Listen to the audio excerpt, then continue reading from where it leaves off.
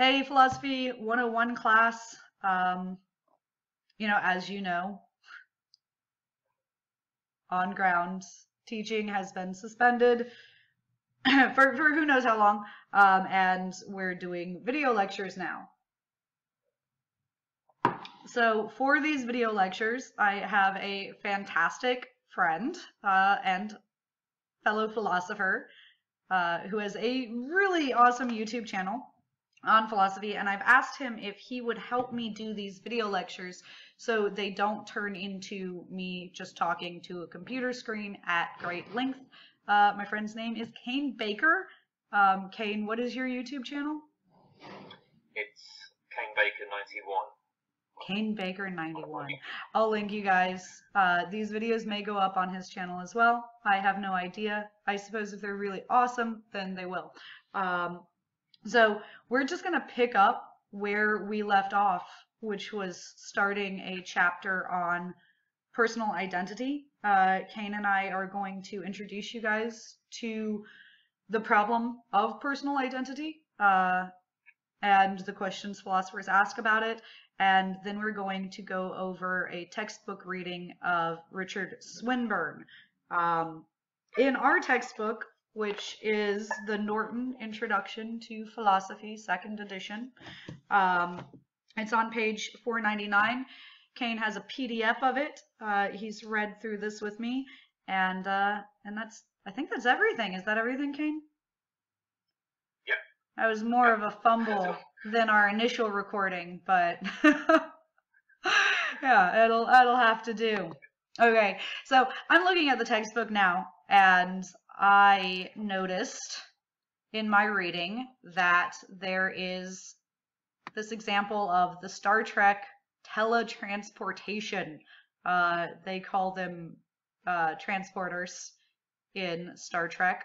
And our textbook uses this as a way to talk about personal identity, which is going to seem counterintuitive to you guys, but essentially we'll explain why this is relevant. Hopefully. So, Kane, tell me what you know about transporters in Star Trek. Okay, I don't know anything about transporters in Star Trek because I don't watch Star Trek. But well, that's a shame. Generic transporter, I would describe it as a machine where you get into, let's say, box number 1, and box number 1 scans your body. It creates a perfect representation of your body, and including your brain. It then wipes that body and sends the information to some other box number 2 on Mars, let's say, where it then builds a perfect duplicate of the body and the brain, and that person steps out of that box. So our textbook uses the language of the process of scanning vaporizes the original brain and body.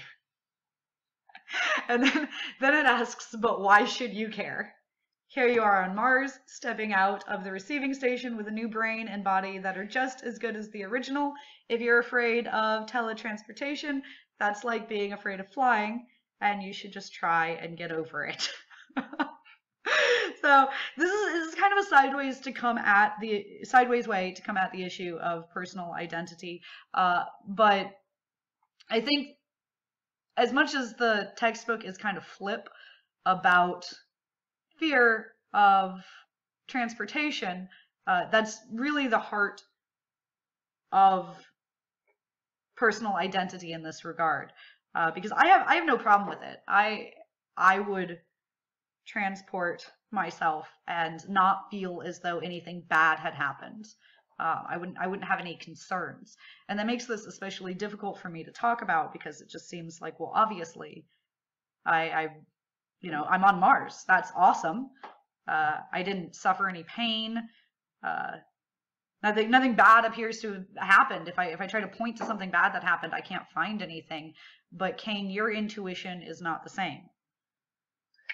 Well, no, and I mean, well, it's hard to express this without just like rephrasing what has already been stated. But the problem is that when you step into box brain in your body is vaporized or wiped or otherwise destroyed, and I'm not prepared to engage in any form of travel where part of that travel involves my brain being completely destroyed. So even if like you don't experience anything bad, well, like there's no pain, there's no memory of pain. But the worry is that once your brain and body is destroyed, that's it. That's the end of you, and the person coming out of the other box is just a copy. It's not actually me. Just a copy. There's some essential part of you that's lost. We maybe could frame it in that way. I think what I prefer to say is that there's a loss of like the kind of physical continuity of the body and the brain, right? And that's what disturbs me about the teleporter. Yeah, so I have none of those same intuitions, but we're making assumptions in here, and they're good assumptions. They're assumptions that I want to draw my class's attention to. So the first of those assumptions is that our bodies have something to do with our personal identities, right? I mean, specifically the brain, I think. But okay, so for you, it's your brain. I don't know. Maybe I have tattoos, for example, and maybe those are some relevant part of my personal identity, right? Maybe not. Yeah, I don't know. Maybe you just think they're terrible. You could survive like losing a few tattoos. But would I really still be me? Well, and that's what's happening here. So this issue or this story of the transporters raises a number of questions that are explored in the textbook, right? A body is being destroyed. Is the replica you? And if it is you, then why? And if it's not you, then why? Right? And that's relevant to no one because it's teleportation. But there's a bigger problem operating here, which is that our bodies do change their physical constitution all the time. So, if I should have queued up a picture of baby me. Yeah. Right? Because that would have been perfect. If I were to show you guys a picture of me as a baby, I would point to it and say, that was me as a baby. And you all would accept this. You'd be like, that baby is shockingly adorable for such a monstrous adult human being. But nevertheless, okay, that's you. And we say these sorts of things all the time, in spite of the fact that that baby and the person recording this video right now share no common physical aspects. None. So it's not entirely clear what the difference between the body being destroyed in the transporter and the baby version of me. It's not clear why one of those survives and the other does not. Right? I think I did a bad job unpacking that. Do you want to help me? I mean, I don't know. So I would say, are you sort of asking for my response to that? I mean, there's I'm trying to make this salient beyond, sci-fi worlds. I'm trying to show why this little thought experiment is actually applicable to, our lives. Oh yeah, I mean, I think that sounded like a good explanation of the sort of issues that arise. I mean, maybe to make it more salient, it would be better to frame it in terms of like what's coming in the future. You assume that you are going to live until, I don't know, 80, but by the time 40 years passes or whatever, or 50 years or 60 years or whatever passes, there isn't going to be anybody on the planet who has a body that has the same physical properties as your body, right? That has I mean, as you age, things change, and atoms are constantly being replaced. So I suppose the thought would be, if you think that you would be destroyed by getting into a teleportation machine, where there's a perfect copy on the other end, surely there's no way you could, like, even in principle, survive until 80. There you go. That's what I needed. Time period, there's nothing on the planet that even, like, resembles you all that closely. Maybe that's another way to look. No, that was fantastic. That's what I was looking for. This idea that if that teleporter situation gives you trouble because, you know, a body is being vaporized, in spite of the fact that an identical body is being produced, then you've really got to explain how you persist moment to moment, or how you persist through time. So I do want to take a second. The textbook, because I don't know that my students are familiar with the vocabulary we're using, my textbook highlights the term persistence, right? Which is just to say, you know, objects continuing to exist over time, right? I think I'm going to read out the textbook explanation for my students, because this is jargon and we can unpack that if you don't mind. So common sense opinion holds that inorganic things, rocks, laptops, and planets,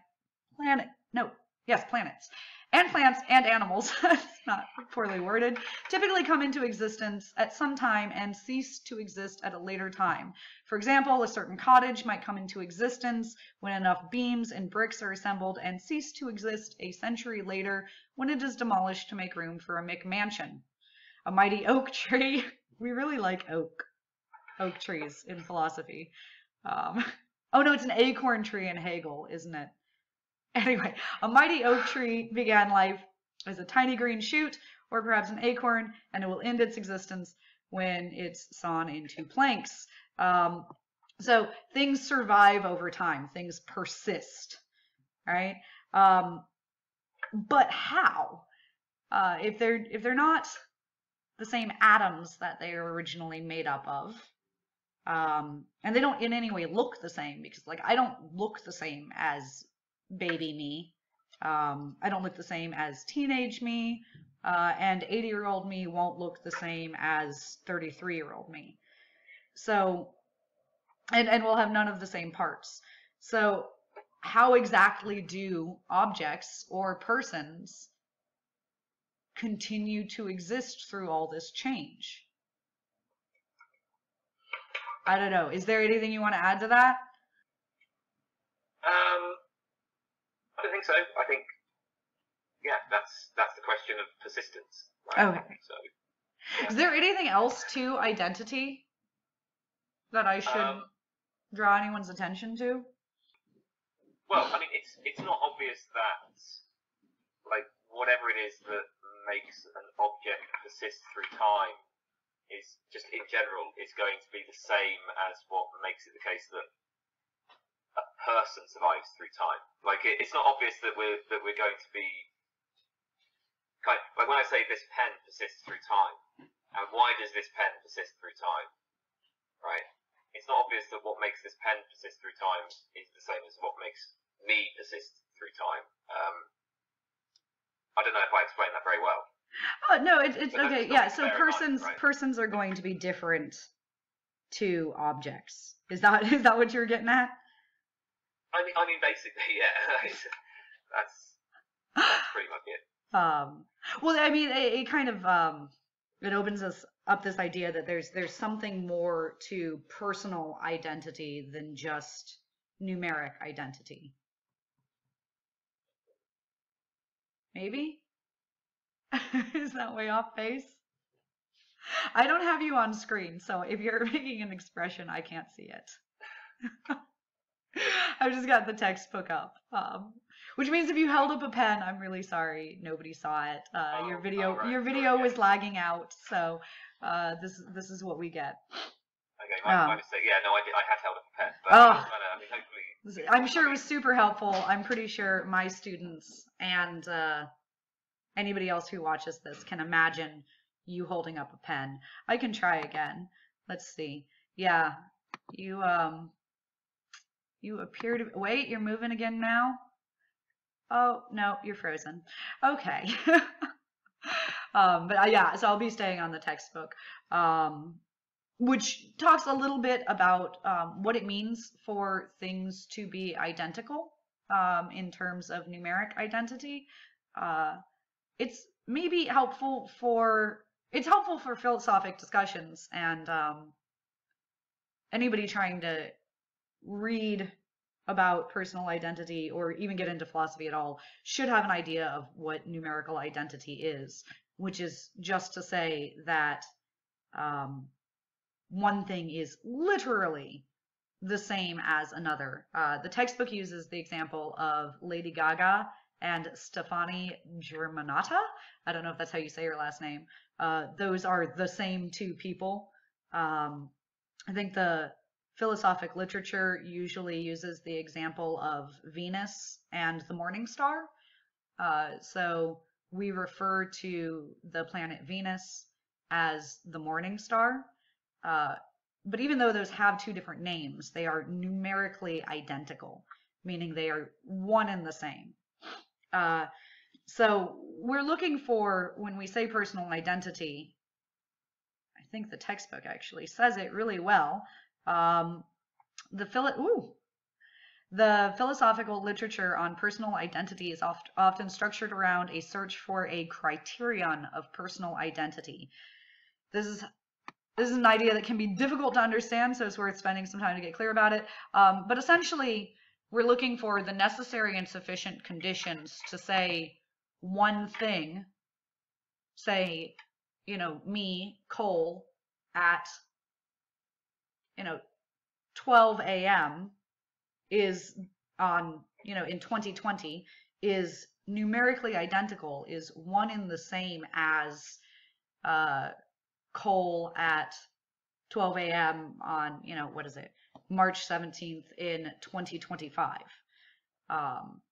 So it can't be the physical parts because we know those change, right? Are there other theories that you're aware of? What about what would make something the same over time? That would maintain identity or allow identity to persist through time.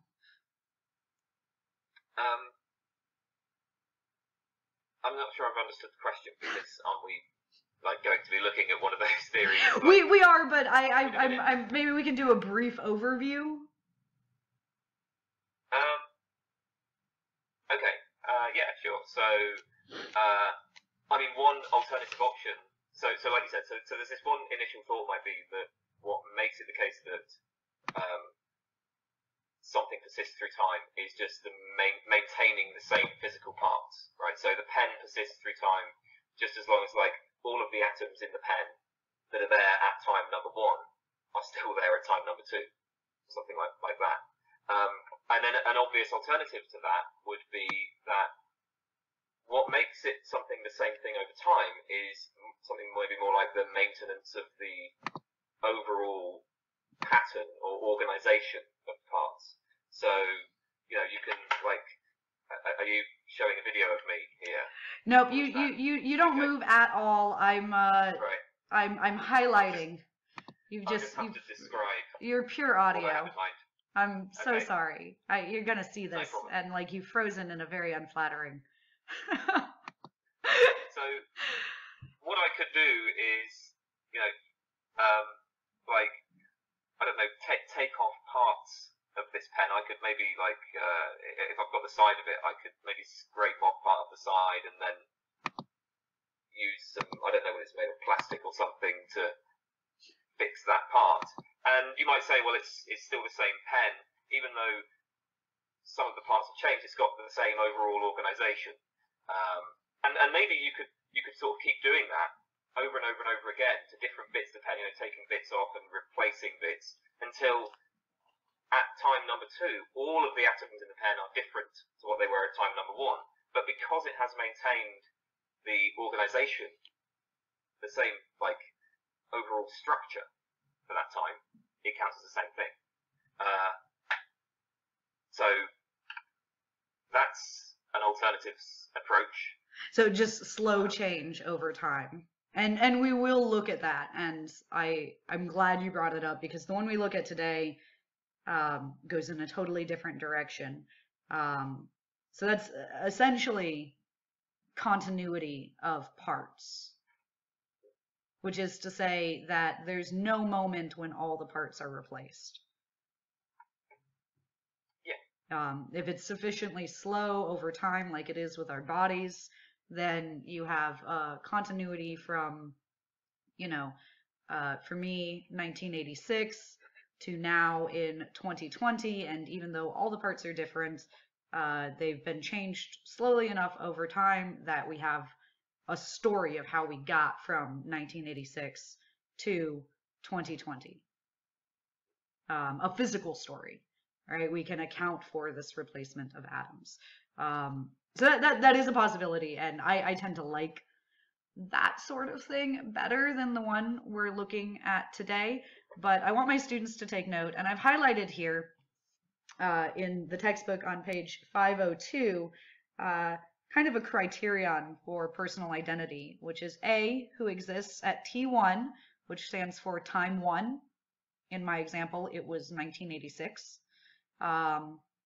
is equal to B, who exists at T2. And in my analogy, that was me sitting here making this recording in 2020. And then we see if and only if blank. So we're trying to fill in that blank. That is the project. How do we get persistence over time for persons? All right. I'd strongly suggest my students, at least, read this introduction, because we've gone over it fairly quickly, because I want to get to the reading that we did, which is Swinburne. It's going to take me a second. Are the page numbers the same? I've got to scroll through John Locke. You can entertain us, Kane, by telling me how bad I am at this and how tedious this is. Seems to be going perfectly well to me. Does it? I don't know. Oh my goodness, Locke was a really long-winded guy. Oh, it's so long. Can't maybe just have the chapters by the side? You can just click on them. I minimized them so that the screencast would be a little more Fair enough. yeah, so everybody could see it. All right, I've got Richard Swinburne up. My students will note he's a professor of philosophy of the Christian religion at the University of Oxford. Here's a list of books. Unsurprisingly, this one does have a bit of a religious spin on it. So he's going to present us with a fill-in-the-blank to our little logical puzzle that we looked at above. That says something like a soul. And Kane and I have both read this and highlighted bits. My highlighted bits are in my physical textbook.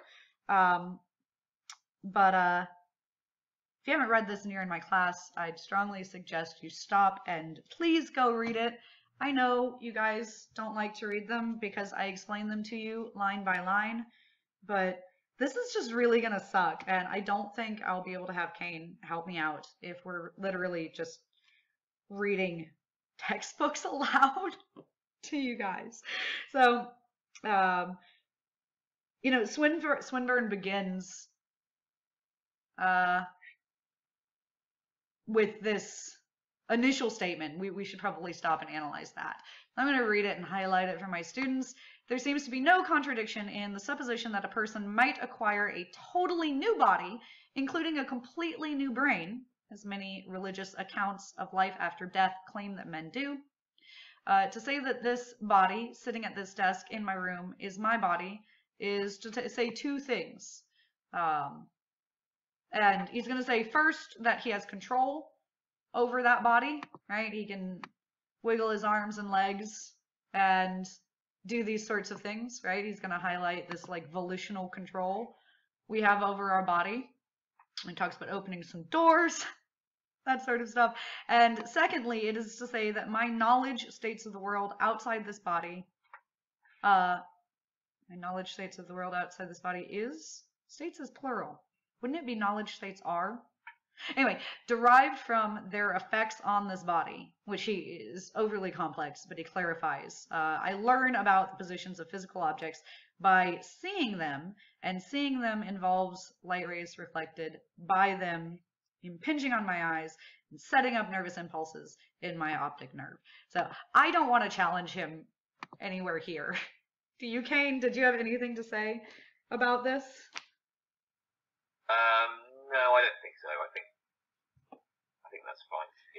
Yeah. We're gonna grant him this. None of this seems controversial. Interestingly, it's kind of an articulation of body ownership, which I find fascinating. And he goes on to say, my body is the vehicle of my agency in the world and my knowledge of the world. That's pretty straightforward. But then he gets a little weird with this this thought experiment. I don't know, Kane, do you want to speak up and summarize this bizarre thought experiment? Which one are you talking about? The one where he like becomes his wife? Sorry? The one where he becomes his wife? Okay, so this is the idea of somebody. So he starts off by saying, sorry, let me just go back a bit. He begins with this idea that somebody might acquire a totally new body, and I think all of this relatively uncontroversial stuff is literally just him trying to explain what it means to say that a body is yours, right? Like, that's pretty much all he's doing there. And so I feel like that's, well, like we said, that's fairly straightforward. But then it's this... He does a jump, right? He just, like, jumps. Sorry? Oh, I said he does this, like, crazy jump where he says all this uncontroversial stuff, and then it gets very edgy very quickly. Well, no, what I mean is that it's... I'm just saying it's not a jump, it's like related to the very first statement, you know, when he says that there seems no contradiction in the supposition that a person might acquire a totally new body, and then this example of the man becoming his wife is supposed to, well, I assume it's supposed to be the evidence for that, right? So the thought is just, okay, it's logically possible that that a man might wake up one morning to find himself unable to control certain bits of his body. Like when he tries to move his right arm, his arm just stays there. But it gets weirder. Starts moving. Like that's logically possible. And similarly, then it's logically possible that maybe he loses control of his left arm, and when he tries to move his left arm, his wife's left arm starts moving. And then we can imagine that his knowledge of the world, he like loses the sight of his right eye, but it's replaced with the information being sent to his wife's right eye. And we can imagine this process continuing until like all of his agency and all of his knowledge of the world is via his wife's body. I think that's the idea, right? That's the thought experiment. Yeah, so yeah. To show us that there's no contradiction in the idea that a person might acquire a totally new body. Yeah, and right. I mean, I think he's trying to smuggle in some ideas already, namely the idea that because you can conceive of something, it's logically possible. That was the, I noticed you using the language of logical possibility, and I was like, wow. I didn't know if he specifically uses that language, does he? But he sneaks it in later. He sneaks it in much later. He starts out. He starts out the next paragraph saying, equally coherent, and you know, I take him to mean coherent in a strict sense, meaning it doesn't contain contradictions, which is essentially the same as saying logically possible.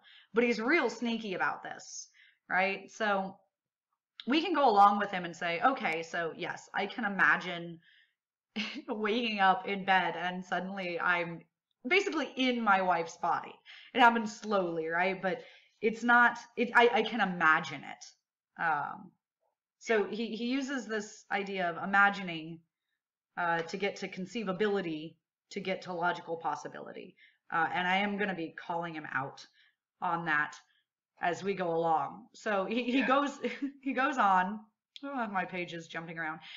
He goes on to say, equally coherent, I suggest, is the supposition that a person might become a dismembered body. Is that? Wait. No, it's not dismembered. Disembodied. Disembodied. Wow. I'm sorry. I'm reading off. It's got a dash in it on the PDF, and I'm just. Woo. Okay. Yeah, not dismembered. I'm like, I knew that was wrong. Disembodied. One might become disembodied. And you know, his clarification here, I think he gets overly technical to try to mask like how fast and loose he's actually being. And I think that's what's going on in the following text. A person has a body if there's one particular chunk of matter through which he has to operate on and learn about the world. But suppose that he finds himself able to operate on and learn about the world within some small finite region without having to use one particular chunk of matter for this purpose. He's basically talking about like a ghost, right? Well, maybe. I mean, the thing is that even ghosts have bodies in a sense, right? Like a ghost still has a particular physical form. Well, I say physical, but it still has a form. And I don't know if that's exactly. I mean, when I read this, I took him to be meaning that like it's not like you even have, say, a ghostly arm that you use to. Yeah, it's just like a consciousness. Around. Yeah, it's like conscious that you just kind of move stuff and that's it. And actually, I mean, he lost me already here because, I mean, well, maybe this is a minor point. I'm not sure that I really can imagine this, right? I mean, like, even if you accept the move from it being imaginable to it being logically possible, I can't imagine it. So maybe that's just a failure of my imagination. I don't think so. It's weird, right? He points out that the room would not be, as it were, the person's body, for we may suppose that simply by choosing to do so, he can gradually shift the focus of his knowledge, control, e.g., to the next room. I think he uses this really weird language to avoid putting anything in that room, right? This idea of gradually shift the focus of his knowledge and control. Right, because if we picture a ghost in a room, we're picturing something in a room. Yeah. Right? And it might be his like non-physical stuff that he talks about later. But we're still, we've got to picture something in the room. And as soon as we're instructed not to picture something in the room, I don't know exactly what I'm imagining anymore. Like, and I think that's a problem because we've got physical objects occupying a room, and as far as we know, physical objects are affected by other physical objects that occupy the same physical space. And that's just how we think of things. So I'm not on board with him already, but he seems to think this is no problem. Right. No, but I mean, I don't know. It's even deeper than that because even if you think that a physical object could be moved by a non-physical force or something along those lines, the idea of it being like me that's doing that is, well, it's difficult to imagine at best. Yeah, it's not clear already, like in what relevant sense this is you. I don't know though, like if this particular example is like that important to his argument. But I don't know if maybe we should, like maybe I we'll talk about that when we've sort of summarised what he's doing here. Yeah, and if I move through this in a strange way, it's because I want to encourage my students to challenge the assumptions that philosophers make as they move through, right? It's not that critical posture of examination is not something we're really taught. So we have a philosopher here saying like, I can imagine this, and look, we have a word for it, and it's disembodied, not dismembered, definitely not dismembered, but it's disembodied. It's kind of like a ghost, but not. You can imagine it. And then he just continues, and it's important to stop and say, well, no, I can't imagine that. So already we have a problem for conceivability, but was that an indication that you wanted to move on? No, it wasn't. We can move on. It's up to you, really. It's just I was going to sort of like explain why I didn't think this particular example mattered. Oh yeah, go for it. That would be great. That would be great. Well, it's just it will. So okay, do you want me to just say what I think Swinburne is doing here and why I don't think this matters? Yeah, absolutely. I'd love that. Okay. So as I understood Swinburne's broader argument here, what he's trying to do is to show, first of all, it's logically possible for somebody to have like either a different body or a new body or no body at all. But the point is going to be that the body you currently have isn't like the physical body, at least, isn't necessary for personal identity, right, over time. And so the defense of that is that it's possible for somebody to have a new body or lose their body or whatever. And then he's going to try to show that it's possible for somebody to lose all their memories as well, to lose that sort of psychological continuity. And so from that, if we accept that those things are possible, that a person can survive through those changes, then we have the conclusion that persons are not their bodies and persons are not just their memories or psychologies. This example of the like disembodied person doesn't really matter whether or not this works. It's enough, I think, for as long as he's got the example of the man into his wife's body,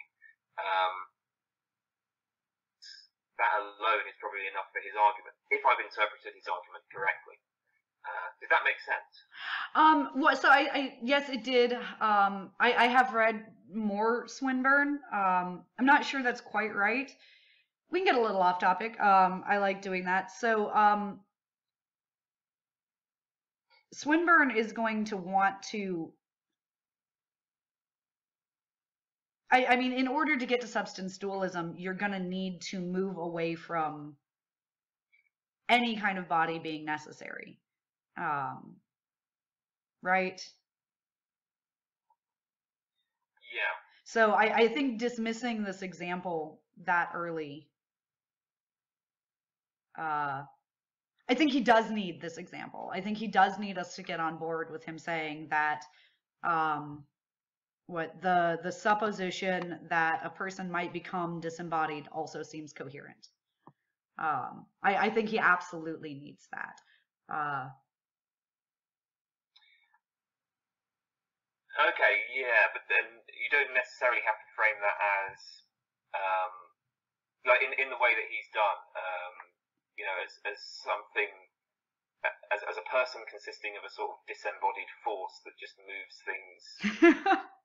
Like, yeah, you could be more robust than that, if that's your hang up. No, I may have just, like I say, I may have slightly misinterpreted what he was doing. I honestly, there are times in my reading of this where I'm not sure what's going on, but you are right in that he does immediately. I was highlighting this while you were talking. And I want to point out to my students that he's changed to this language of coherence now. We're seeing it pretty reliably. But I've been arguing so far that it is coherent to suppose that a person could continue to exist with an entirely new body or with no body at all. Right? And that's exactly what you said, Kane. Could a person continue to exist without any apparent memory of his previous doings? quite clearly, we do not allow, we do allow not merely the logical possibility, but the frequent actuality of amnesia, right? So he is going to try to get rid of Locke's continuity of memory. Do we need to explain that? Yeah, we can probably introduce that idea. I'm going to have my students go on to read it next on their own, hopefully, if they read it. But do you want to articulate that, or should I? I don't mind. I mean, I guess I can do it. I mean, Locke's position, just to put it very straightforwardly, is that what makes me now, right, the same person as was sitting in this chair yesterday, is basically that I can remember sitting in this chair yesterday. It's the fact that how does Locke put it? I wish I made some. Okay, here it is. As far as consciousness can be extended backwards to any action or thought, so far reaches the identity of that person. So it's kind of like a memory criterion. You maintain personal identity over time when the later stages can remember what the past stages were doing. So for my students, I'm going to write this out in a little note. I think this is probably helpful. What Kane and I are talking about here is, again, that thing we're looking at for our theory, A, who exists at t sub 1 is equal to, right, that's numeric identity, B, who exists at t2, if and only if, and then our blank, and Locke's going to fill in that blank with that quote that Kane just used. Does that work? Yeah, well, I suppose if you wanted to put it in terms of that specific criterion, you'd probably say something like B at T2 has memories of what A at T1 was doing. Something like that. Wow. You articulated that. And as I was typing, and yours is so much more formal than mine, I'm not as good at being formal as you. I've written, in the blank or in parentheses next to it, you remember being that person or doing those things, something like that. So less formal, but effectively, yeah, if you remember that stuff, right? And it's not like I'm going to remember being anybody different, anybody other than who I am. I might remember other people doing things, but I'm remembering that from my perspective, and that starts at the beginning of my life and effectively ends at the end of my life with very little interruption, right? So Swinburne wants to say, no, that's not how we maintain identity. And he's going to point to amnesia. He's going to say a person can have amnesia. And then where does he go on to say it? I should have just highlighted the textbook in advance, but I like highlighting it as I go through. He goes on to say, I can't remember where it is, but something like, it's in this paragraph, I just can't, bad at reading off of a computer, that like, we would rather have amnesia than actually die. Am I crazy? Where does he say that? Yeah, I know that, he does say that, but I wasn't looking for that as well. Yeah. He said, well, okay, I can't find that particular bit, but he says sort of almost the converse of that in the next paragraph, where he says, those who hope to survive death despite the destruction of their body will not necessarily be disturbed if they come to believe that they will then have no memory of their past life on Earth. They may just want to survive and have no interest in continuing to recall life on Earth. I don't think that's contradictory. I think that's exactly what I was trying to say, right? Which is that Swinburne is like, no, you continue to exist. whether you remember it or not. Look at people with amnesia. Definitely they still exist, right? They have succeeded in persisting through time in all the ways that matter to Swinburne and these other people he's referring to in this paragraph. Yeah. So, yeah, I think that's perfectly in line. This is what he's trying to build toward. I was agreeing with you. I just didn't express it very well. Right, and he's going to assert, again, apparently there seems to be no contradiction involved in their belief, right? Which is just like, hey, look, you continue to exist even if you lose all your memories. But I'm, again, not sure I agree. Is that really the same person? Like, we can also point to, for example, people with dementia or Alzheimer's, and quite often family members or close friends or loved ones will say that that person is like a mere shell of who they were before, which says that something substantive, something substantial has been lost. Something about that person is no longer there with the loss of their memories and ways of thinking, right? So as much as Swinburne wants to use amnesia as like the frequent actuality, so this happens all the time, wants to point to amnesia as evidence that we continue to exist even without any of our memories. I think we have intuitions otherwise when we look at, people suffering from dementia or Alzheimer's, which is that no, they do not continue to exist, or at least not the parts we really care about.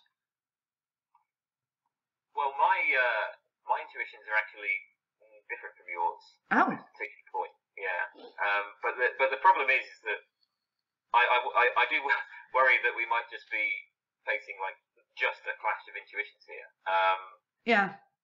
I mean, to me, yeah, people survive through amnesia, and I mean, when it comes to a dementia patient, I would describe that as a single person over time has lost some of their capacities, right? So it's not that they're literally a different person. It's just that they're worse off than they were before. Oh yeah, I guess I wasn't trying to say that that was literally a different person, so much as if we're looking for what makes the essential property that makes an individual what they are, or who they are, we're going to want their memories there. It's not this easy to do away with, like, oh look, amnesia, it's fine. Right? Maybe those who survive the destruction of their body are not at all disturbed by the fact that everything they ever knew or came to believe or thought has just been annihilated. As quickly as I just think Swinburne does away with it way too quickly. He's right. There's no obvious contradiction in like having that desire. I don't know why he even feels the need to say that here. I'm not sure how stating that somebody could theoretically be indifferent to their own memory loss is a contradiction. Like I don't think anybody would. I've written in my textbook, nobody says that. And LOL, what? There's something very interesting about that paragraph, actually, isn't there? Because he says, well, people who hope to survive their death will not necessarily be disturbed. And is he using necessarily in that like really rigorous sense too? Well, no. I mean, what struck me though was the point about people not being disturbed about it, because it seems like that what we're focusing on here is like what matters to people. And I mean, I'm not necessarily saying that this as a criticism of Swinburne. It's just like maybe worth bearing in mind that it seems like when we're talking about personal identity, I mean, what we're talking about is supposed to be something that matters to you and something that you want to continue, right? Like it's you want to persist. Well, yeah. You have to want to persist, but what was was I going to say? I had a thought in my mind and it's gone. Oh, that happened to me earlier. Yeah, I'm sorry. yeah. It's a You were clinging on the word disturbed, I think. Yeah, because so I guess there's sort of one way to look at this, which is that, well, what does it matter whether or not somebody's disturbed by the thought of something, right? I mean, if we're talking about just what the facts are, why would it make a difference whether or not people are disturbed by something? Like, why does that matter? I think that's something that's worth at least maybe thinking about. Yeah, well, and that's why I wanted to highlight. I have no idea why he's saying there seems to be no contradiction involved in their belief.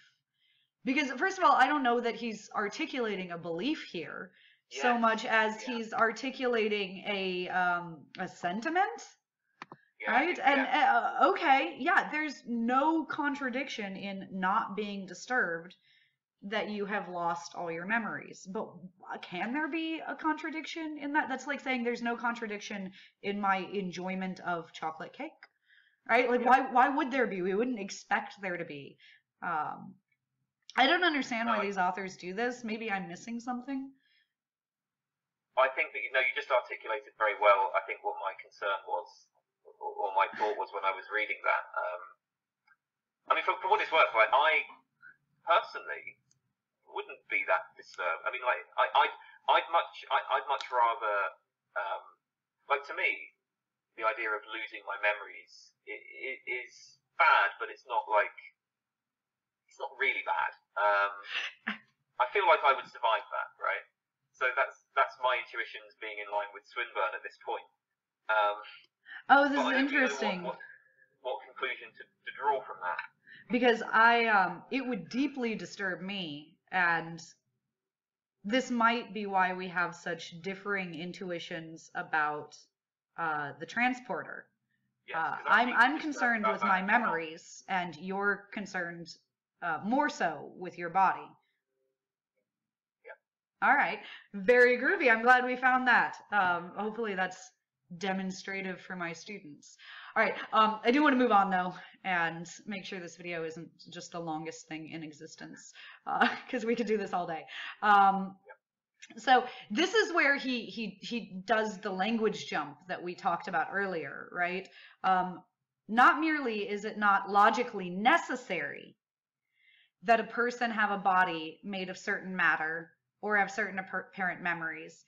If he is to be the person which he is, it is not even necessitated by the laws of nature. And I'll get to the laws of nature thing in a minute, but I want to point out that he has made this jump from I can imagine it to I can conceive of it to no contradiction, and now he's introduced the language of logical necessity, right? And obviously from that is going to come the language of logical possibility. So that's where we first see that. I don't think this next section is relevant. Did you have anything highlighted from it? Well, I mean, there were some things in there that I thought were odd, but I wasn't sure how this, again, fitted into his overall argument. I mean, when he's, so for instance, when he says that, what did he say? That the law, basically he's saying that laws do not determine which animate body is yours and which is mine.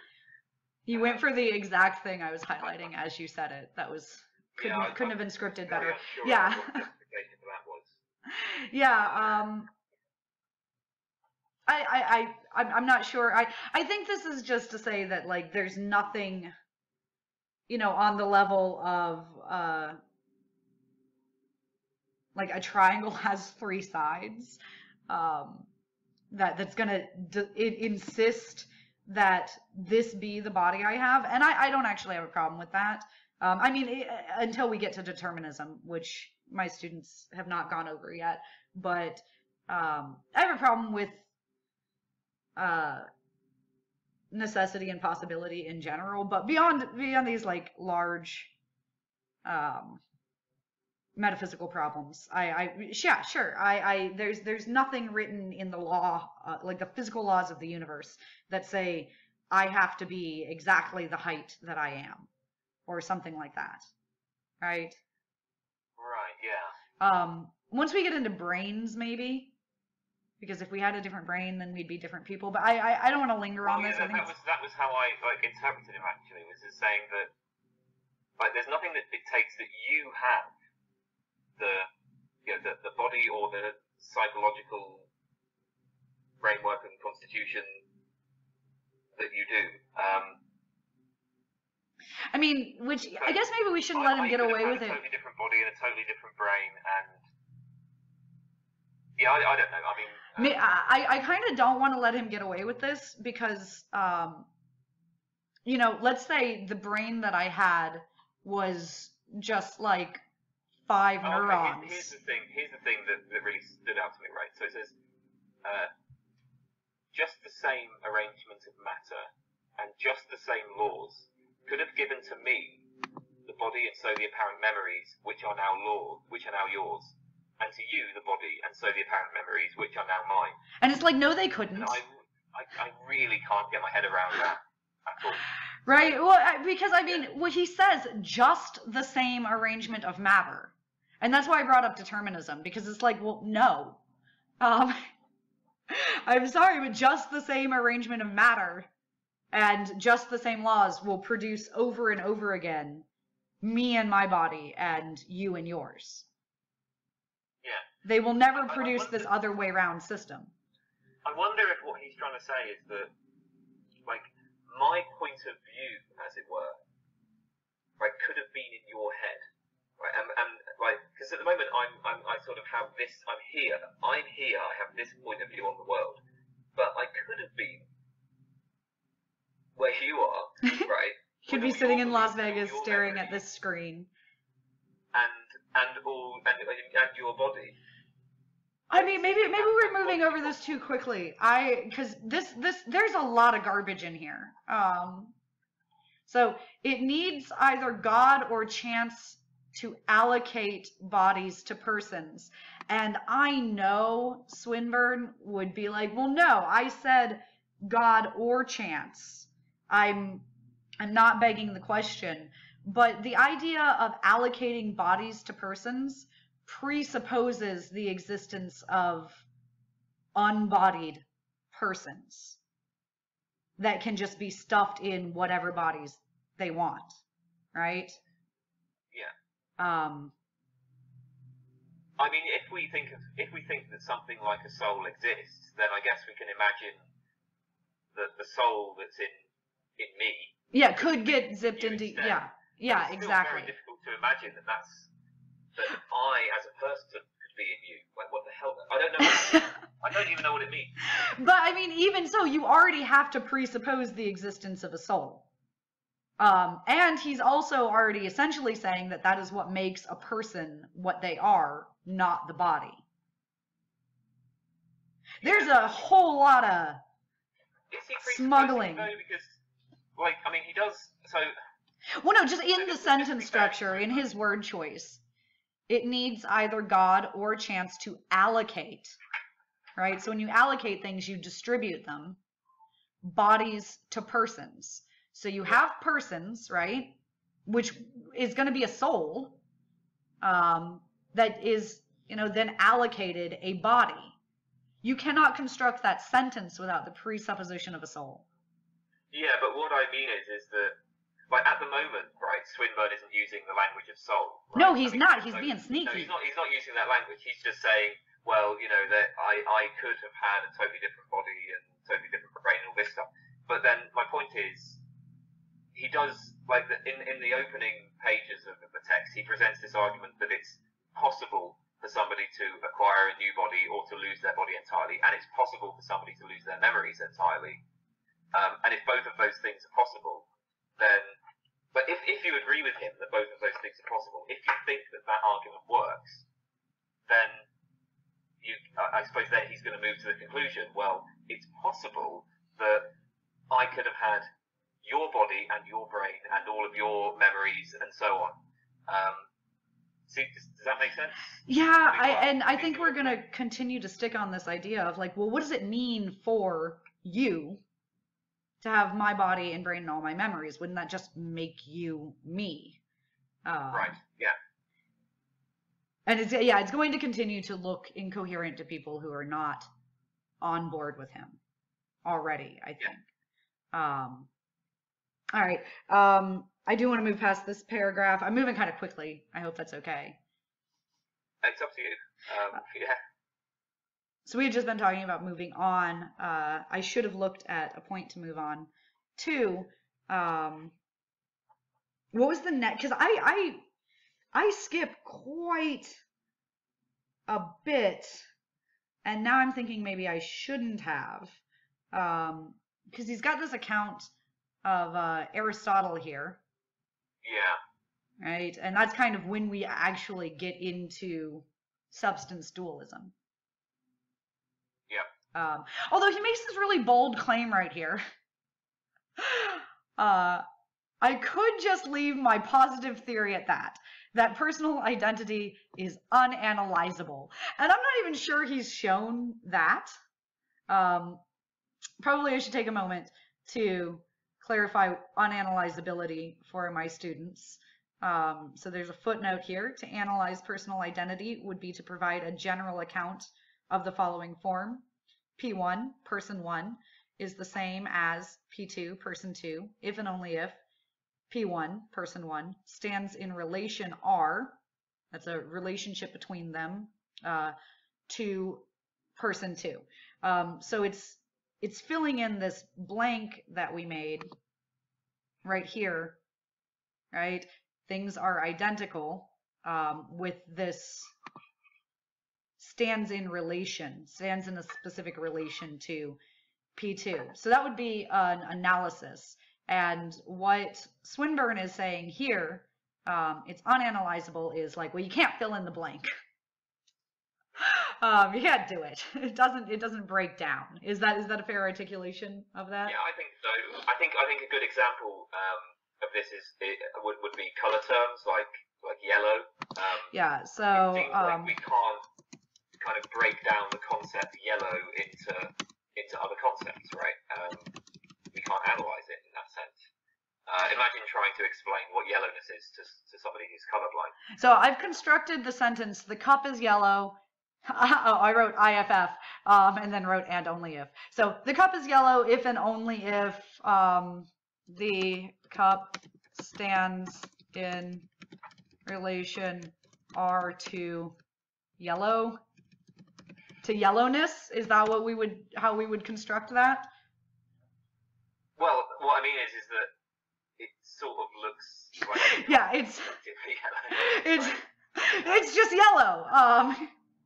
Right? It's just yellow. I was trying to parse it that way, but I've taken it off the screen because that was a little. Yeah, it's a hot mess. It's a hot mess. Is that what you were trying to say, though? Yeah, I mean that seems like an example of a concept that can't be analysed. Yeah, well, and I'm not sure that he could leave his positive theory. Yeah, I don't think he's proven that at all. Like that. No. Jumped the gun, Swinburne. You jumped the gun.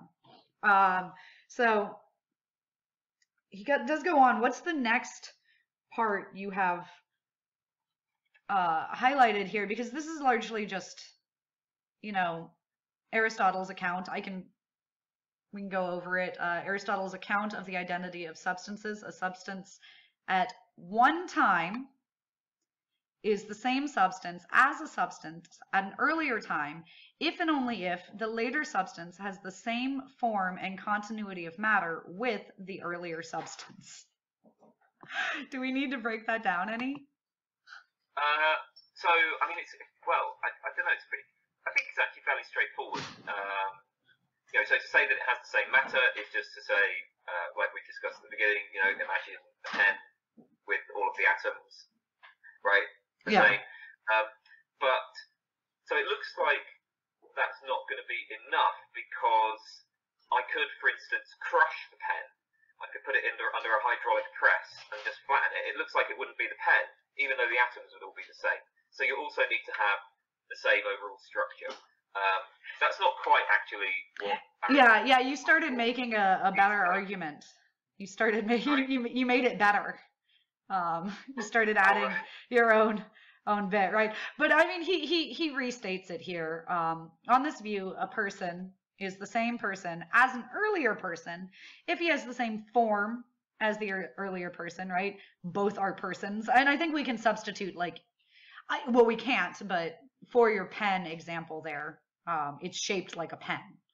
Yeah, right? well, I think that's basically the idea, is that it's, in order for them to have the same form, it just means they're the same type of thing. Yeah. And so, like, there's a, yeah, I mean, there's a particular sort of shape that a pen has, a particular function that it has. Okay. Yeah, I don't, as seemingly opaque as that is, I don't think it needs more unpacking. So we've got that, and he's just kind of affirming it here, right? Certainly to be the same person as an earlier person, a later person has to have the same form, right? Has to be a person. If my arguments for the logical possibility of there being disembodied persons are correct, then the essential characteristics of a person constitute a narrower set than those which Aristotle would have included. And I mean, so, okay, people, he's going to say here that people need different things than physical objects. Yeah. Right? Yeah, right. So on the Aristotelian account, it's same form and same matter, like same physical matter. And Swinburne is going to, well, Swinburne says you don't need to have the same matter.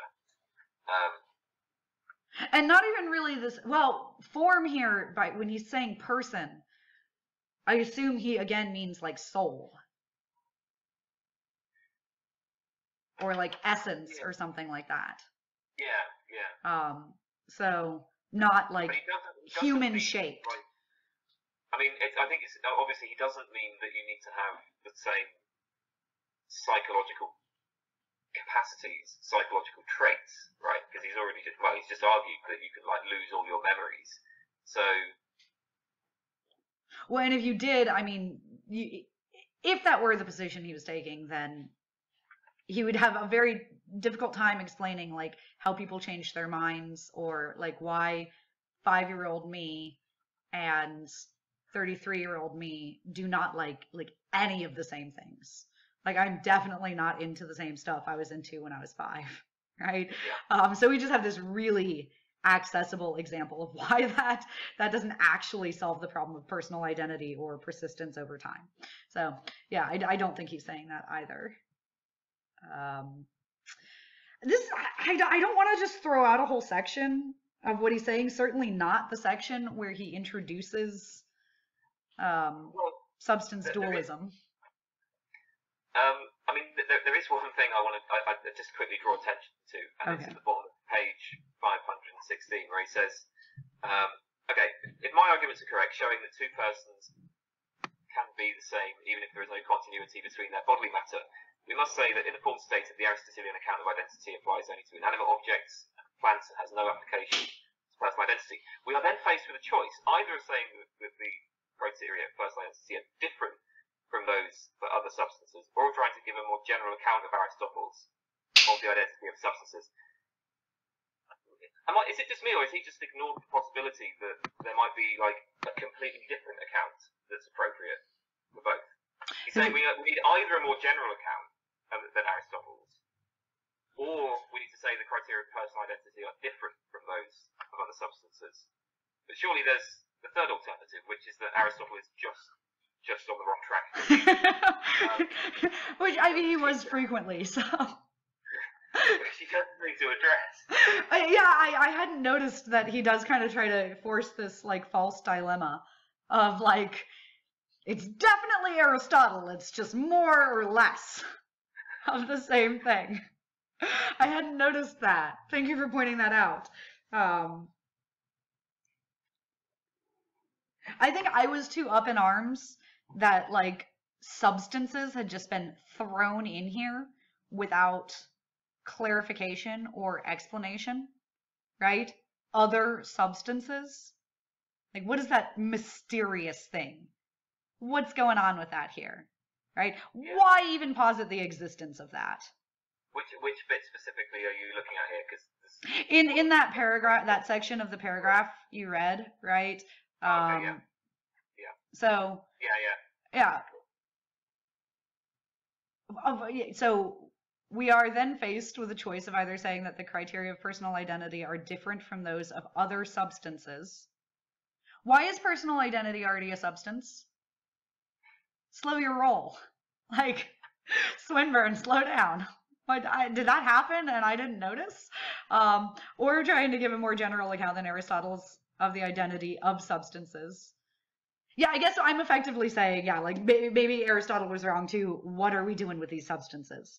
Like, why we need to back up. We haven't got to, we need to even, and I teach my class this. I think it's a really worthwhile point that we should just constantly be making. And the more continental philosophers hate me for it. But like, can we stop and clarify what an other substance is, or what a substance is itself, because he never does that. He says what it's not, but he doesn't say what it is. And I think that's the thing that I want to jump to and get to. Do you know what I'm talking about? Yeah. But I mean, I do worry you might be moving just a little bit too fast, because, so I guess, because in that paragraph, Swinburne also just sort of, I mean, gives a relatively straightforward statement of what his view is, right, which is to say that he's going to widen the Aristotelian account. Yeah. So personal identity is a matter of having the same form and then he says same stuff. Right. But, yeah, I guess I wasn't trying to skip the paragraph. It's just on another page in the textbook, and I'm like trying not to scroll. Right. So there's stuff of this other kind, immaterial stuff. Yeah, he says it immediately, so I guess I'm not really skipping anything. Okay. We have only to say that two substances are the same if and only if they have the same form and there is continuity of the stuff of which they are made, and allow that there be many kinds of stuff other than matter. Like, we only need to say there's other stuff than matter. It's just this little thing. I don't know. I just, like, I lose it at that point. I've got to scroll back up to it again. Right? We have only to say that there are two kinds, so that's a big thing, right? To say that there's matter and then there's some other kind of substance other than physical matter, right? And that it's got, yeah, so there's, I've written in my textbook, substance dualism, there you are, with an exclamation point, like right at the top of this page. Because I'm like, it emerges, this bizarre thing where, like, somehow through this reasoning, always about physical bodies, and he never just outright says, like, well, he does kind of later, but he never outright says, like, here it is, we're gonna have to assume the existence of some other kind of stuff, right? Yeah. And yeah, just like slow down, right? I'm going to highlight this for my kids. We may say that there is a stuff of another kind. Oh, we may. May we, Swinburne? Immaterial stuff. And that persons are made of both normal bodily matter and this immaterial stuff, but that it is the continuity of the latter, right, which provides that continuity of stuff which is necessary for the identity of persons over time. And this is what I was really trying to get to, because this is his position, right? Yeah. Okay. So personal identity is secured by the persistence of stuff, immaterial stuff, or a soul, basically. Yeah. There it is, the soul revealed. It's immaterial stuff. It's kind of lacking. I don't know how I feel about that. There's a another YouTube channel that I really like and will link and provide to my students, so like don't stress it out. This lovely fellow named Koalia Soup. I don't know if you've heard of him. I don't think so. I just also love like Koalia Soup. Like that's such a good name. Anyway, who points out that Swinburne never really says what this stuff is. In fact, he just says what it's not, which is material. Like, by definition, immaterial stuff is not a definition. It's just an absence. It's like if I asked you what water was and you were like, well, it's not beer, right? You wouldn't have told me what water was. You've just told me that it's not beer. Yeah. I use beer as an example a lot. Yeah. And we as philosophers should have a problem with that. This is not a legitimate move. With beer or with... Not with beer, no. I don't have a problem with beer. No, really, I don't have a problem. But yeah, we should have a problem with somebody just positing the existence of something and being like, well, I'm not going to tell you what it is, but I'll tell you what it's not. It's not the only thing we know for sure exists. Whoa there. Am I going to let you get away with that? Well, I mean, he yells about verificationism earlier, and we kind of plowed over it. We know for sure that matter exists. Okay, philosophy of science. All right. Oh yeah, I guess I have given my students like Descartes and all of that. So the only thing we know experientially exists, or via sense perception. Would you be okay with that? I'm okay for the purposes of this video, really just accepting, like, yeah, we know that there's matter, because Swinburne accepts that as well. And I mean, and I get, well, no, it's fine, because if I'm going to call out Swinburne on just playing fast and loose with language,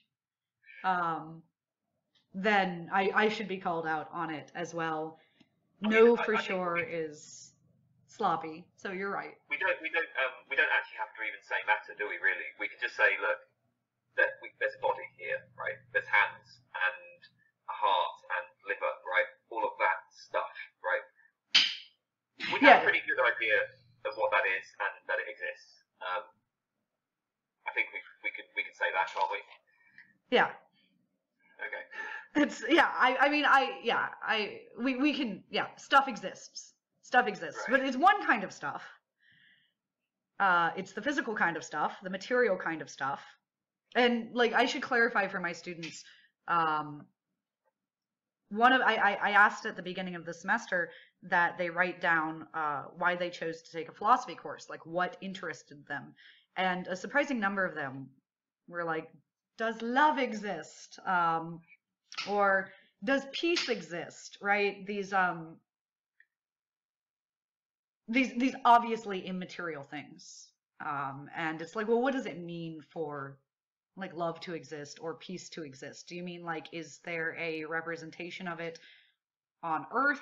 Like, can I grab a chunk of peace, right? And like look at it under a microscope? Because no, it doesn't exist in that sense. But like, if you have ever felt peaceful, then it certainly seems to exist.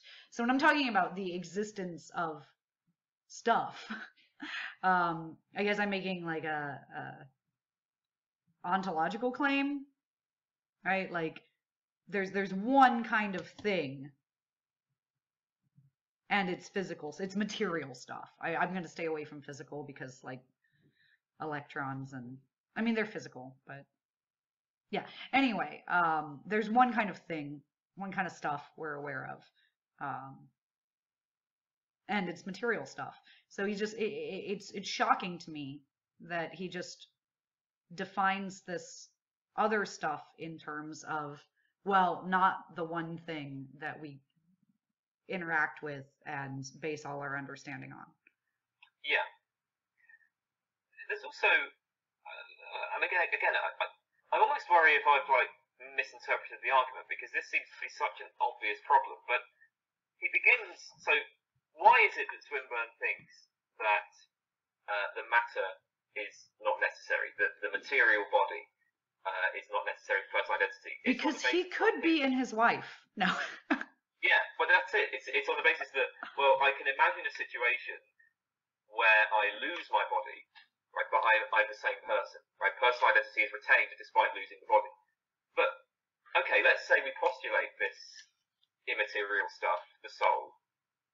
I mean, I can imagine a situation where I have a soul, right, and the soul is destroyed or replaced with another soul or something, but I'm still the same person. Like, it seems to me, if I imagine myself right now, and I add a bit of immaterial stuff, whatever the hell that's supposed to be. It's immaterial. And then I remove that immaterial stuff and put some different immaterial stuff in, I'd say I'm still the same person. I mean, that seems to be just as imaginable as Swinburne's examples were. Yeah, I mean, well, I mean, let's use his language. We're not even talking about imagining. We're talking about conceiving, Right. right? As equally as conceivable. Yeah. Yeah. So I'm going to clarify that for my students because you might have moved a bit quickly. Swinburne is saying, like, well, I can imagine weird physical scenarios. So where like I lose physical parts of myself, or I swap physical parts of myself out, or what have you, and makes an inference from that to the existence of a soul, essentially. I'm going to stop saying stuff because it sounds like I'm demeaning him, and I'm not. It's his word. But he makes this leap to, okay, well, there's got to be something else. I can infer from the fungibility of physical things, the necessity of some non-fungible thing like a soul. And what Kane has pointed out is that there's no reason this immaterial stuff, this soul, couldn't be fungible as well. Like, we can do the exact same thing in reverse and say, like, oh, well, there's no reason a soul couldn't have, like, I mean, if it learns things, if souls are capable of thinking and learning, then they're changing in some fundamental way. So I can imagine a soul undergoing some kind of fundamental change to its immaterial stuff. So can we then infer from that the necessity of bodies in personal identity? Is that a fair summary of what you said? Yeah, that's basically the problem. That seems to be a big problem with Swinburne's argument. But I don't know. What do you think? Have I misinterpreted his argument there? I don't know. Well, I picked this argument, as I told you, because I think it's terrible. But I don't want to make my students read terrible things. But if more than I want them to walk away from a 101 class with a whole bunch of competing theories and explanations, I want them to walk away with this critical posture where they've learned how to analyze these things. So providing them with things that are receptive to analysis, unlike this immaterial stuff, which is not receptive to analysis at all, then I've given us a rich material for analysis and critique. And that's for me to say, this is all just to say that, no, I don't think that you've been unfair or misinterpreted him. I think it's just that bad. Okay. Should we continue, or is that it? I don't mind. I mean, well, Swinburne does have more in the paper, but you know, it's up to you. Well, because he's presented his position right here. He does have more in the paper, but and there are problems that come up later, and this is where we really see the, like, with full force. I just saw it on the physical page in front of me. but I can't see it on the non-physical page on the computer screen. This is where he really starts using more Western analytic language in terms of necessity and possibility and contingency, right? So he makes a claim here, but it is logically possible the soul can be separated from the body and exists in a disembodied state in the way described earlier, or linked to a new body. What the hell? He makes, actually, there's a whole series of claims here that I've written in the textbook. Yes, this is crazy, which probably should be analyzed further.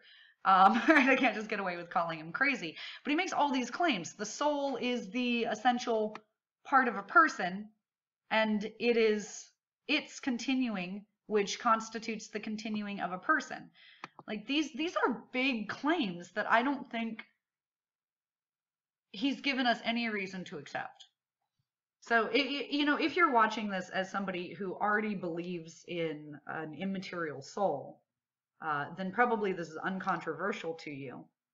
But as philosophers, we shouldn't be preaching to the choir. We should be trying to get to the truth of things. And there's nothing in this paper that indicates to me that the truth of things is something like the soul is the essential part of a person.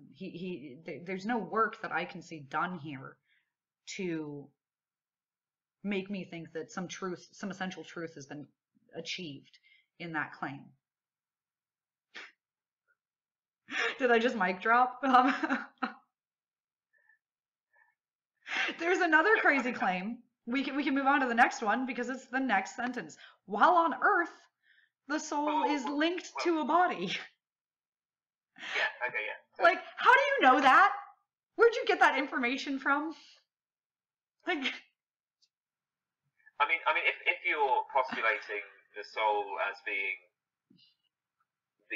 if it's the existence of a soul, which makes me the same person now as I was 10 years ago, then presumably there'd have to be some sort of link, right? I mean, so that stuff follows from, if you accept his claim that the soul... Yeah, so if you're already on board with this... Then, but I mean, this raises the issue of like even if you think that, right, even if you accept what he's saying, you accept this claim that the soul is what kind of underlies personal identity. How is the soul linked to the body, right? I mean, how is this immaterial stuff linked to the material stuff? I mean, there's at least something that needs to be explained there. So, well, I mean, he's got this sentence way up here that we did talk about. I'm gonna scroll up to it, which is, it needs either God or chance to allocate bodies to persons. That's there you go. That's yeah. That's. Oh, you're asking like a physical question. Well, not a physical question, but like a logistical question, which is like, how is it that a soul gets like stuffed in, like what is the description of why, you know, Alice's soul is in Alice's body? I mean, is it stuffed in? Is it some sort of remote connection, perhaps? Maybe it's wireless. In another one of his papers, I believe it's his. It might be Plantinga. But in another one of his papers, I think he gives the analogy of a radio that's tuned into a radio station. Yeah, I've heard that before, actually. Which is problematic because that's actually something that can be described entirely physically. Like radio waves are physical. The radio wave or the radio tunes into that radio station through a physical process that we can accurately describe. There's no mystery there. The analogy just doesn't work. It's like you're asking how a non-physical substance interacts with a physical substance, and he's giving the analogy of a physical substance interacting with another physical substance. Yeah, exactly. It's like that doesn't help. No, well, yeah. I mean, there's a problem. I mean, it's not. I don't know if this is necessarily a problem that can't be overcome, but it's just worth noting. Like you know, if you were to give a longer explanation of this theory, that's a point that would need some discussion. Like, how are we supposed to be conceiving of the link between soul and the body? And I mean, or if we can't, is that a problem? I mean, he's given us this nice little parenthetic, by the body being the vehicle of the person's knowledge of action upon the world, and that doesn't help. Sorry, I didn't mean to cut you off. No, that's fine. Like that's the explanation that we're given. So then he jumps on to this, you know, claim of logical possibility, which is a big claim that's built on a lot of assumptions. Frankly, assumptions that won't survive Occam's razor. But it is logically possible the soul can be separated from the body and exist in a disembodied state in the way described earlier, which is why I said I think he needs that paragraph that you were saying he doesn't need, right? Because that's where he describes the not exactly ghost sort of thing, yeah. Right? Or linked to a new body. And yeah, we're still left with questions of like, well, why and how? If he gave an explanation, you know, if he gave an explanation of how an immaterial soul gets linked to a material body, this statement would also need that to work for it, right? So if we have some policy of like, well, immaterial souls get linked to material bodies through X, Y, and Z process, but they can also become unlinked, or they can become linked to a new body, and that doesn't happen all the time for reasons A, B, and C, right? His account of how souls come to get linked to bodies is going to have to include an account for how, like, why souls aren't uncoupling from bodies all the time and like coupling with new bodies, or any, right? Because he's saying this is logically possible. So this stuff has to be able to happen under the right circumstances, but not be happening all the time. And I think he's going to want it to be a non-physical account, meaning it couldn't be like, well, the body dies. Yeah. Right? Where two people like make out really hard and do a soul swap, or like Freaky Friday occurs. I don't know. This one's still, this logical possibility of a soul becoming linked to a new body is still tripping me out. But yeah, why couldn't there be like 2 or 3 or 100 souls to one body? That's a thing that always puzzles me, and I always forget to ask, because I think we've entered the realm of the truly bizarre, as I understand it, already at this point. So my inclination is not to make it more bizarre, but it's absolutely right. Like, why couldn't you have like 7 souls in one body? Why isn't that also logically possible? Or one soul with like 7 bodies? Yeah. And at this point, it's like, how are we even talking about personal identity in a meaningful way? All right, so I'm ready to move on from that point. He does review Descartes. I didn't have much to say about that. My students have read the first meditation, and of course I've made them aware of the second meditation, and like broadly meditations in general, but we have not covered the 6th meditation. But I briefly want to point out that I'm guessing I can speak for you as well, Kane, when I say I have a problem with the very last. I just want to highlight and say I do not accept this. Descartes' going to say that the one certain thing is that this I is entirely and absolutely distinct from my body and can exist without it. Neither you nor I are going to grant that.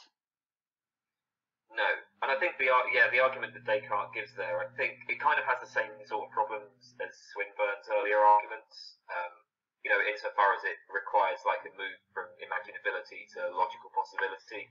So there are some big problems there. Yeah. So just because you can imagine it doesn't mean that it's actually logically possible. In fact, Swinburne summarizes it very nicely. He says Descartes is here saying that he can describe a thought experiment in which he continues to exist, although his body does not. I have also described such a thought experiment, and have argued, as Descartes in effect does, that it follows that his body is not logically necessary to his existence. So it's this move from, we can come up with a thought experiment where this happens, so that shows it's logically possible. Big problem there. Yeah, well, and for my students who I'm trying to teach them how to argue and come up with their own arguments. I want to give an example. I'm not just going to say like, well, no, you can't conceive of it. Even though we kind of belabored that point when I was researching what I would talk about this, or what I'd mention at this point and objections to Descartes. I found a really good analogy, and it's simply that I could say something like, well, I can imagine getting in a time machine and going back in time and killing myself 2 years ago. I can imagine that. You can imagine it. We should all just take a moment. I'm imagining doing that. I can tell a little story. I could draw pictures of it. I could make a movie about it, right? But as soon as we inspect that more closely, we're going to have the question of, well, how did you then go on to invent the time machine and get in the time machine and go back and kill yourself if you were dead at that time? And it's not clear that that actually is, just because I can imagine it, doesn't make it logically possible.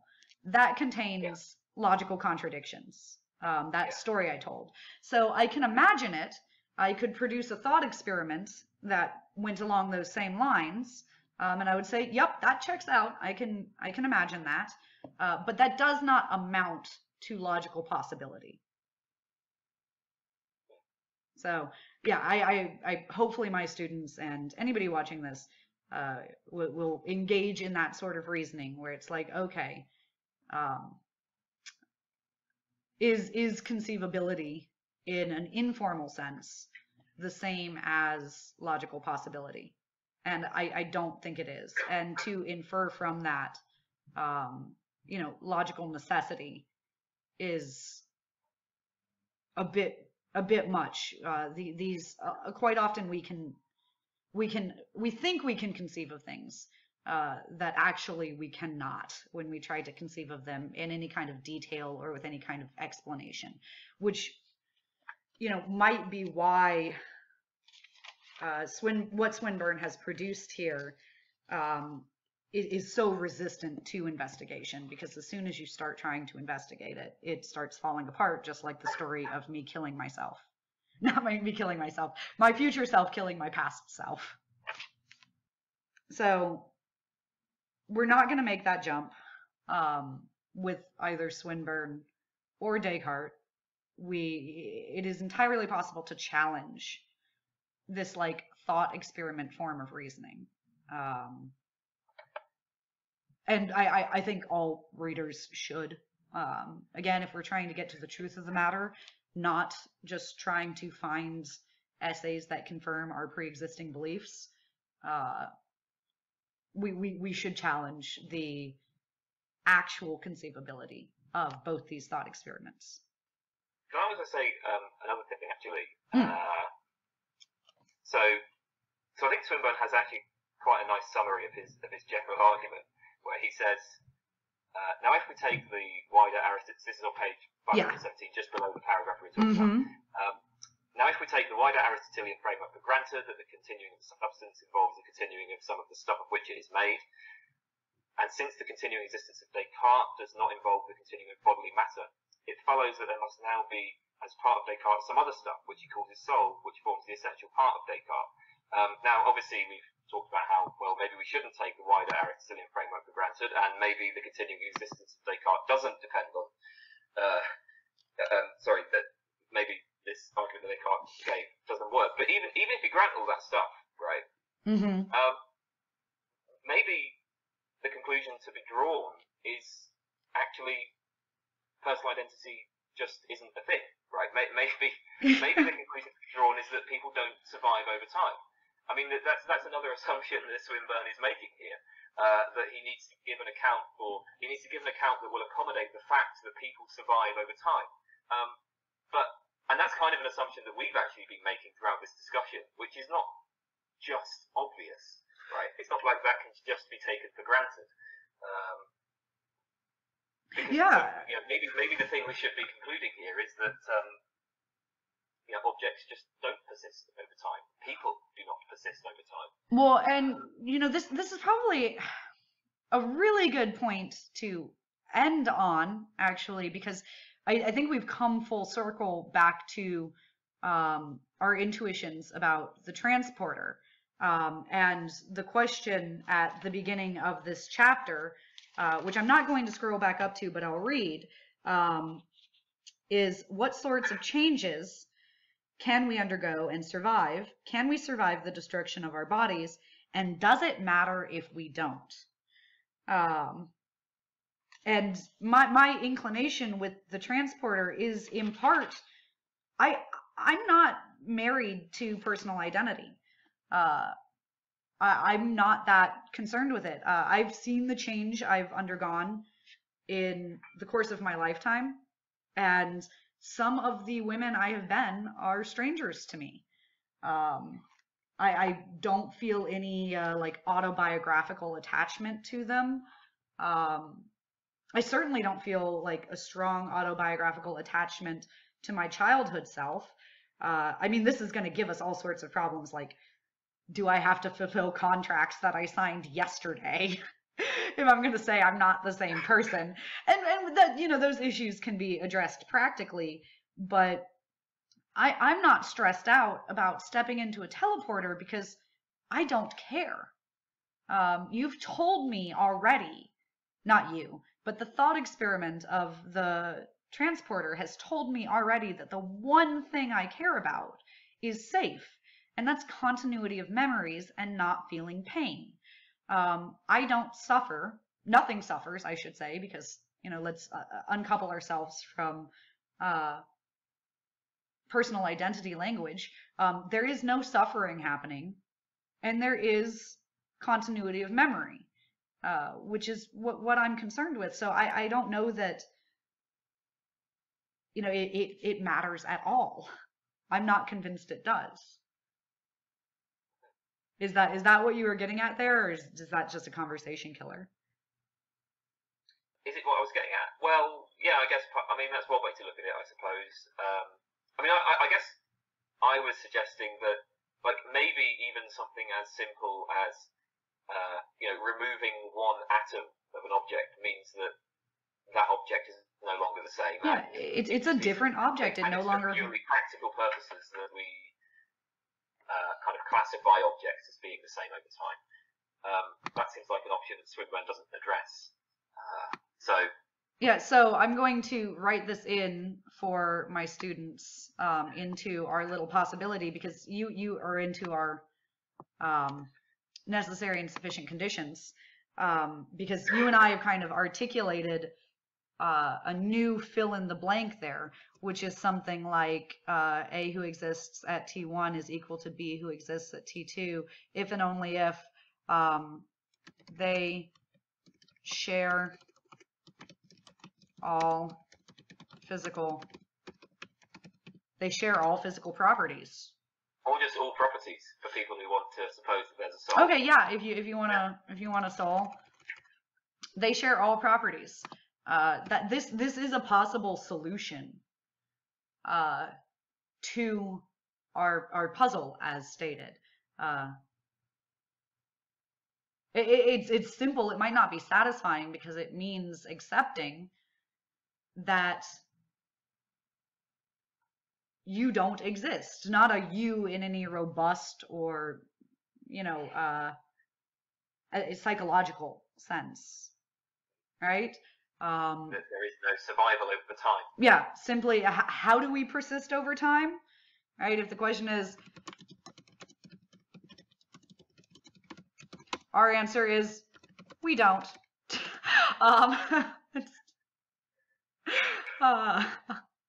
Actually, this would be a really great time to do Hume's bundle theory, right? Yep. So let's wrap this up. I'm about done. I didn't have anything more to say about Swinburne. I think this is more than enough material for my students, and hopefully it's not more than enough material for you to do something useful with. Yeah, well, I mean, this is, like I said, I don't really have anything else to say about it, and yeah, I'll have a think about what I'll do with it. There's, for my students, if you have any questions about the contents of 518 through 519 in our textbook, and there's a lot in there. I've got a lot of notes in there. You can email me and we can talk about it, but I think we've given a fair summary of Swinburne's position and how it connects to this problem of personal identity, and hopefully you guys have had fun dismantling Swinburne's theory, and you're slightly better philosophers now. Yay! Exciting! You might not exist. Which is like the best thing to tell me if you like turn in your homework late. It's like that, I didn't exist. Are you actually laughing this time and not coughing? No, that's funny. That's a good one. Good excuse. It's an excellent excuse. I don't know who you're talking about. I can't be held accountable for that guy. That guy no longer exists. In fact, I'm out of here. Literally. Okay then. So, is that? Yeah, let's plan to do another one of these, and we can talk about Hume's bundle theory. It is not in the textbook, but fortunately, 16th century philosophers are out of copyright. So I can download a copy of it, which I will upload to our online campus. And maybe if you do something with this video, you could put it in the links so that people can follow along with our discussion of personal identity. Yeah. So we're doing Hume's bundle theory. Let's do Hume's bundle theory next. Okay. Cool. And thank you, students, for bearing with me. I hope this wasn't terrible. I'm going to end this recording now.